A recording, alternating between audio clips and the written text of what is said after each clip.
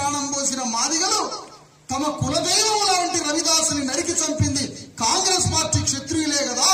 కాబట్టి ఆ మాధవరావు సింగియా, ఆ అర్జున్ సింగ్ అలాంటి క్షత్రియులే ఈ మా మాదిగల గురువైన రవిదాసుని చంపింది ఈ క్షత్రియ బిడ్డలే అని ఆ కాంగ్రెస్ పార్టీని పాతాళంలోకి నెట్టేశారు శత్రువుని గుర్తించిన తర్వాత. మరి పండగ సాయన్న అనేటువంటి భగత్ సింగ్ కన్నా 100 రెట్లు గొప్పోడైన పండగ సాయన్నని ఎవరు చంపాడు? పండగ సాయన్నని ఎవరు కుట్రలు పన్ని, ఎవరు కుతంత్రాలు పన్ని, ఎవరు బలి తీసుకున్నారో ఆ బలి తీసుకున్నటువంటి ఆ రెడ్డి రాజుల యొక్క వారసులు ఇప్పుడు ఎవరు రంగారెడ్డి జిల్లాని, తెలంగాణ గడ్డని ఎవరు పరిపాలిస్తున్నారు?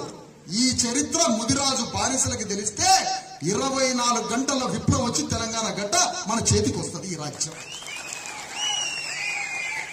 ఎప్పుడైనా కూడా చరిత్ర